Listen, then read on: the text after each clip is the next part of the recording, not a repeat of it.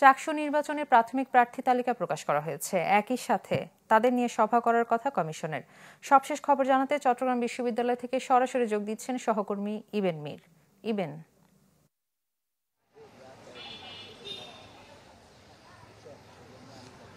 এমি যে দুপুর ২টায় এই যে সভা সেটি অনুষ্ঠিত হওয়ার কথা রয়েছে সমাজবিজ্ঞান অনুষদে, যেখানে প্রার্থীরা তাদের যে নানা অভিযোগ সেগুলোও বলবেন, পাশাপাশি আচরণবিধি যেটি সেটিও নির্বাচন কমিশন কিন্তু প্রার্থীদেরকে স্মরণ করিয়ে দিবেন। নানা বিষয়ে আলোচনা হবে।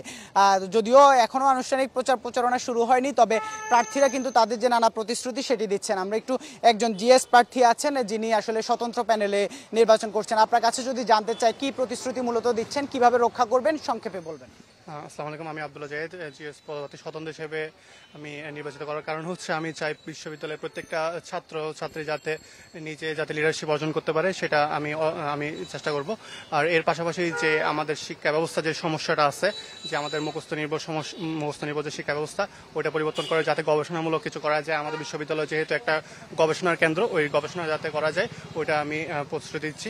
তারপর হচ্ছে আমাদের যেটা আবাসন সমস্যা আছে ওইটা।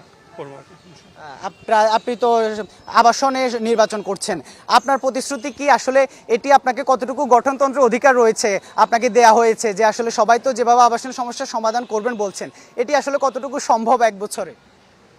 দেখুন, আমি শুধু আবাসন না, যোগাযোগ এবং আবাসন সম্পাদক পদপ্রার্থী। আমাদের বিশ্ববিদ্যালয়ের প্রধান দুইটা সমস্যা, সেটা হচ্ছে যোগাযোগ এবং আবাসন। প্রথমে আমি আমার পদে সমালোচনা করতে চাই যে এই দুইটা প্রধান সমস্যা একসাথে যুক্ত করার কারণে একসাথে কাজ করাটাই বেশি টাফ হয়ে যাবে। আমার এখানে প্রয়োজন ছিল যে আলাদা আলাদা সেক্টর, আর বিশ্ববিদ্যালয়ে 22 কিলোমিটার দূরে হওয়ার কারণে ক্যাম্পাসে মাত্র 22.80% শিক্ষার্থী আবাসিক শিক্ষার্থীর অন্তর্ভুক্ত, বাকি 77.20% প্রায় অনাবাসিক, যারা বিশ্ববিদ্যালয়ের আশেপাশে অথবা শহরে বাধ্য হয়ে মেসগুলোতে থাকতেছে।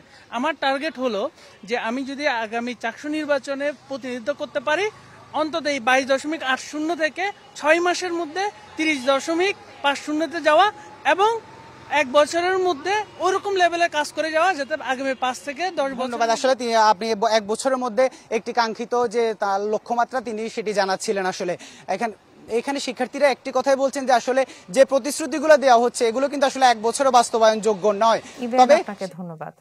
দর্শক, চট্টগ্রাম বিশ্ববিদ্যালয় থেকে সরাসরি যুক্ত ছিলেন সহকর্মী ইবেন মীর।